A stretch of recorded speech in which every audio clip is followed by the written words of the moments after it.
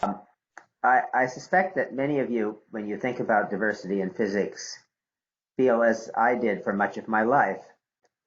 We say to ourselves something like, I'm a good person and I would like to increase diversity in physics, but we face societal obstacles not of our own making, and there is nothing I can do. I don't want this talk to sound judgmental, and I certainly don't want to hold myself up as a role model. In fact, I'm very embarrassed that it took me almost 45 years to realize that assuming there is nothing I can do is both morally untenable and very bad for physics. For me, the epiphany came when I was chairman of the Harvard Physics Department in 1992. And it had to do with gender diversity. By this time, I had been teaching at Harvard for over 15 years, and I was very spoiled. I thought that my job as a physicist was just to do good physics. Helen Quinn was at Harvard when I arrived as a postdoc, and we had many discussions about the dearth of women in physics. I knew it was a problem, but I didn't see how I could help. I thought that my job as a teacher was just to organize the subject in the deepest and most interesting way, which I enjoyed, to come up with devilishly clever problems, which I also enjoyed, and give lectures, which I was never very good at. I was lucky to be at an institution where I could get away with this, and where there were always some students who were excited by the challenge of assimilating my oracular pronouncements and struggling with my crazy problems. Through no particular fault of my own, I had many spectacular graduate students whom I thought of as just great young colleagues. Our high energy theory group in the 80s included Shelley Glashow and Steve Weinberg, so we had our pick of students who wanted to do particle phenomenology, and many of them ended up working for me, including 4 amazing women, Sally Dawson, Ann Nelson, Lisa Randall, and Liz Simmons. Anne's graduate class in particular was very small, with several brilliant women and other diverse and interesting characters. And this class had a big positive influence on the culture of the department. For example, they contributed to the mental health of graduate students by initiating the puppet show, in which the second-year students made anonymous fun of the faculty, each of us represented by a silly puppet, to give the first-year students the real scoop about the department. This wonderful tradition is still going on. From that time on, I spent a lot of time on the graduate admissions committee trying to ensure that the women applicants were treated fairly. The number of racial minorities in the applicant pool was still almost 0. But when the women graduate students tried to explain that there was a real problem for women in physics, I still did not get it. Meanwhile, I was having a wonderful time teaching undergraduate courses as well as my graduate courses, and many undergraduates hung out in my office, and I got to know many of them, men and women, very well. There were some amazing kids. Again, some of the women tried to explain how difficult the physics culture was for them, but it just wasn't getting through my thick skull. What happened in 1992, to make a long story short, was that I had some data broken down by gender that showed that the young men who graduated in physics loved their time in the Harvard Physics Department, and the women hated it. And these were women who loved physics so much that they stuck it out and graduated in physics in spite of the fact that they felt like outcasts. Finally, I understood what the women had been telling us. They were in an abusive relationship with the Harvard Physics Department, and that was just not right. So ever since that time, I've done my best to encourage diversity. The effort has been extremely rewarding. So what's wrong with saying there's nothing I can do? We absolutely do face societal obstacles, and we must do everything in our power to break them down. Many children who could develop into outstanding scientists can't even imagine a career as a physicist. And far too many minority kids would not be able to afford to pursue a physics career, even if they dreamed of it. And it's an understatement to say that one of our major political parties is not trying to change this. I know that many of you are working hard with your outreach and your teaching to chip away at the problem. But we also face a daunting obstacle of our own making. Perhaps subconsciously, we are still drawn to a metaphor of physics as survival of the fittest, and we look for the apex predator who will aggressively claw away to the top of the food chain. So in our teaching and our admissions and in our hiring, and most importantly in our own heads, we make ordered lists and we search for the best. This is not surprising. We're drawn to physics because we want to give real answers to real questions. We don't make up our questions. We try to uncover how the world works at the deepest levels. And we don't make up our answers. We're not satisfied unless our understanding is quantitative and expressible in the language of mathematics and does not depend on how cleverly we express it in human language. And we submit our answers to the ultimate test, quantitative comparison with experiment. So naturally, we tend to quantify our thinking about physicists.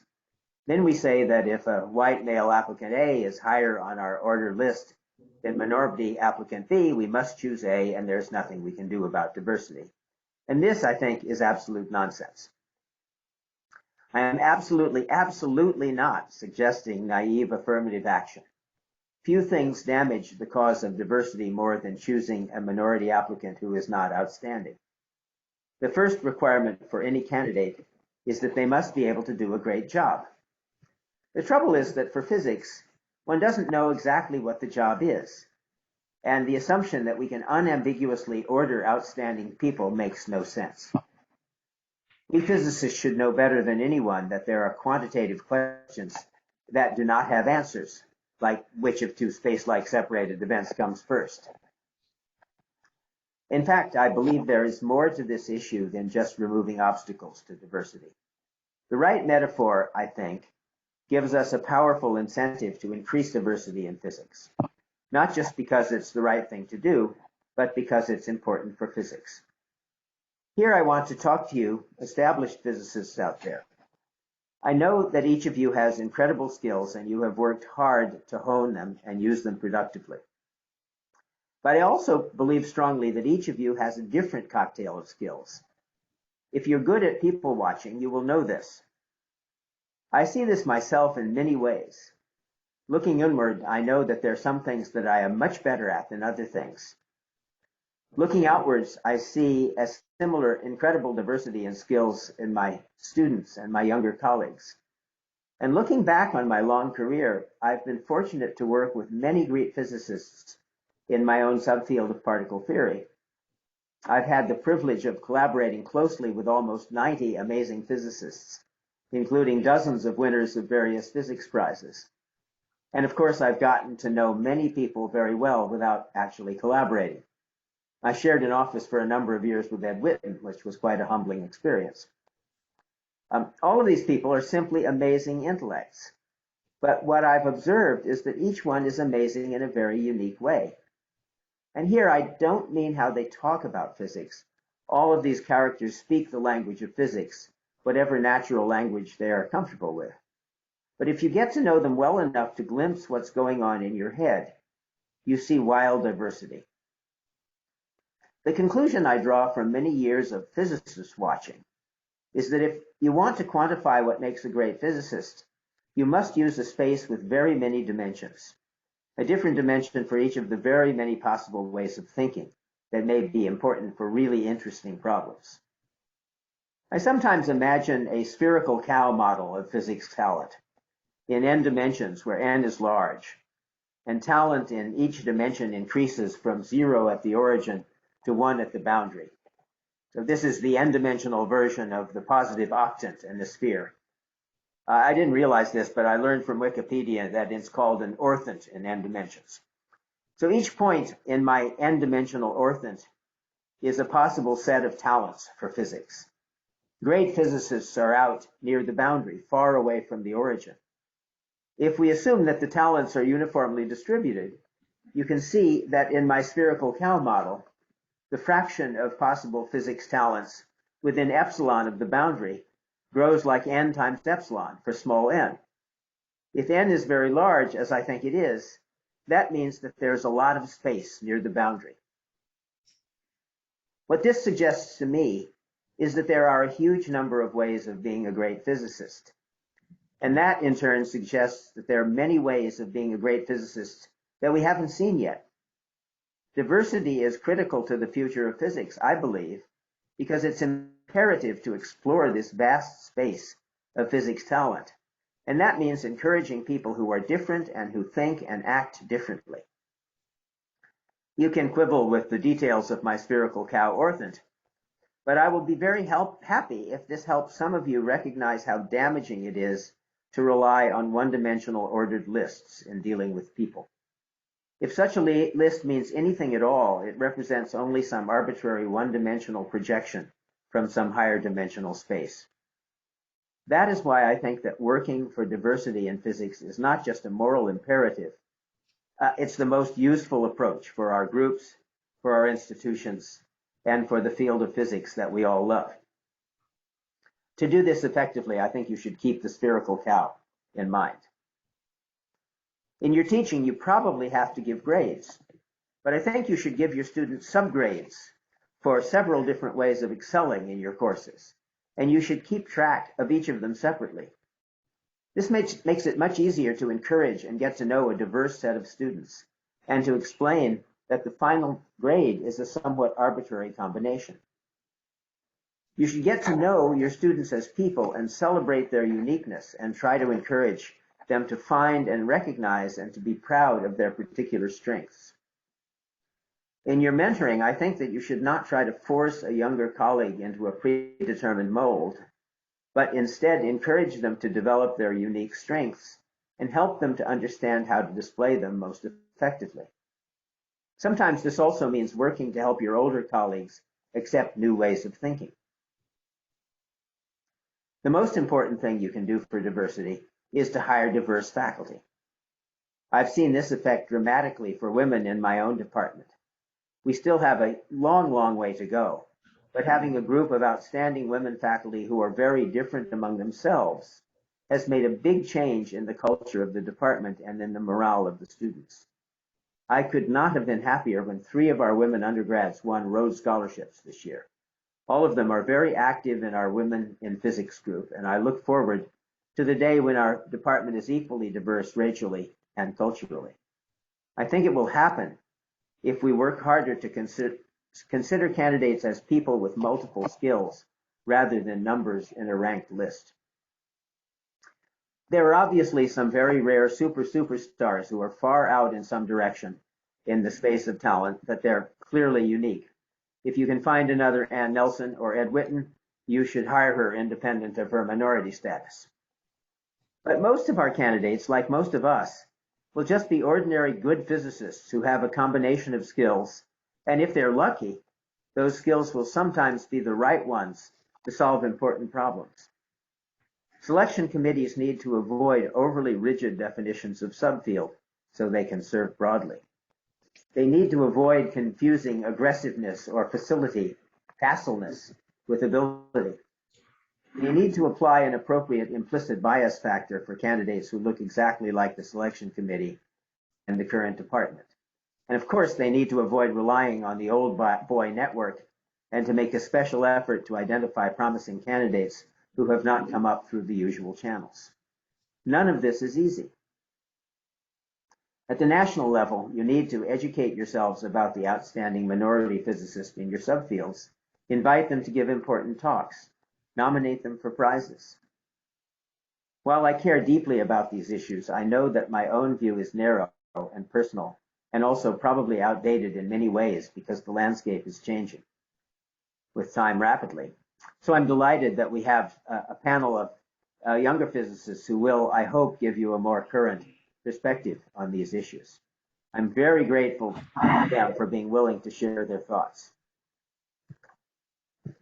I can't give a talk like this without getting a bit choked up at the thought of the incalculable loss to physics of my former student, Ann Nelson. Ann was one of the most remarkable people I've been privileged to know. I've said before that while I have had many students who are much better than I am at many things, Anne was my only student who was much better than I am at what I do best. But she was not only an amazingly good physicist, she was an amazingly good person. And I'm very grateful to Devin for inviting me to honor Anne's legacy in this session. So let me close by quoting from her back page article in a 2017 Physics Today. If your career is established and you're not making an explicit and continual effort to encourage, mentor, and support all young physicists, to create a welcoming climate in your department, and to promote the hiring of diverse faculty members, you are part of the problem. This is a critical issue of civil rights in our field. I've tried to argue here that this is more than a civil rights issue. It is the best way to ensure that physics will continue to be great. So what is your assignment? Your first job, of course, is to do great physics and enjoy it and communicate your excitement to the next generation. But you owe it to this field that we love to work to increase its diversity. And perhaps the most important thing is to keep at it. This is a job for optimists. Progress will always be slower than we would like. That is just the way the world is. But progress will not happen at all unless the good people who think that there is nothing they can do actually wake up and start doing. Thank you very much.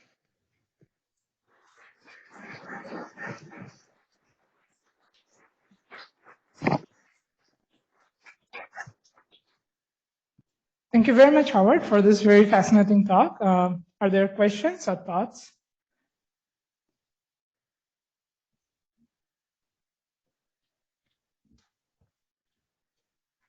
Anyone from Zoom? We've got some comments in the chat. Shada, would you actually like to read out your comments in the chat? Yes. Hi, Howard. Thank you very much. And yeah, thinking about Anne always makes me sad. So I am also quite emotional right now. My question is it's a comment that I heard from someone else. I think it was raised by Chanda Prescott Weinstein, who's also another Harvard graduate, that if we want to prioritize diversity and inclusion, we meaning physicists or physics departments shouldn't be too picky about the topic that the diverse candidates might work on. And this is a bit weird to say during Snowmass, maybe because we are trying to come up with a finite set of topics that the higher energy physics will prioritize in the next decade or so. But then, like, if a department is, if most of the US departments will want to hire, I don't know, dark matter physicists in the next 10 decades, and then if we already know that we are not raising black students who are going to work on that, then we already just shut black physicists out, right? And particle physics is obviously not not all of physics either. So as I don't know, you've been a department chair, you think about these things. I don't know what you think about, No, I think that's absolutely right. It's important to do broad searches, and I mentioned that I've actually been very encouraged in our own department that we're, I think, starting to get that point around across the deans, that one should do searches that are broad and not necessarily very limited in time, so that you search until you find a great candidate. Then there's a chance. It's still not easy, but I completely agree with that comment. It's not that they're not being picky in terms of talent.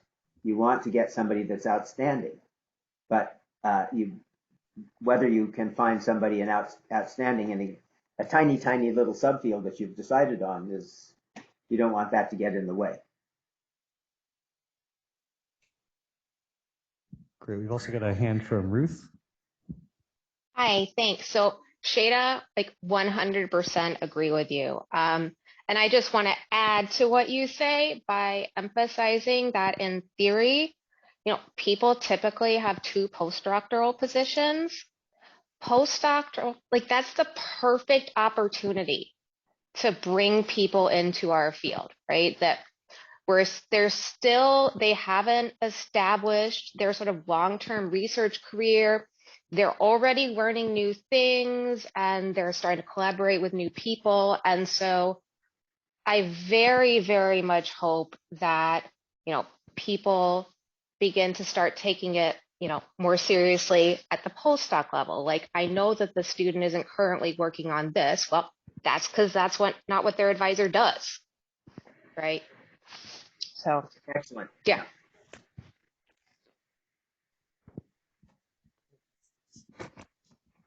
All right, we've got maybe one more question in the chat. Mohammed, do you want to read your comment in the chat, or would you like me to read it? Yeah, I can read it. So my question is actually, because I belong to an underdeveloped country and I came here, I was very much enthusiastic about theoretical physics and cosmology and stuff. These are very inspiring ideas. But the thing is, I heard a lot here in USA that theory or particle theory cosmology is rich now. There are not enough fundings and jobs. And I see most of my very, intelligent friends, they move to other fields like doing simulations and things like that. So I want your advice on this issue. That is particle theory cosmology still relevant for these young minds in terms of career? Maybe I'm off the topic, but this is a concern. Thank you. Well, I just don't think that, since it's not something that I'm working in, I don't think it's that I'm the right person to talk to about it. I hear fascinating talks on the subject. A lot of the talks in our own group are in that area. So I think there are interesting things going on, but I don't have a global view because it's not what I'm really thinking about at the moment.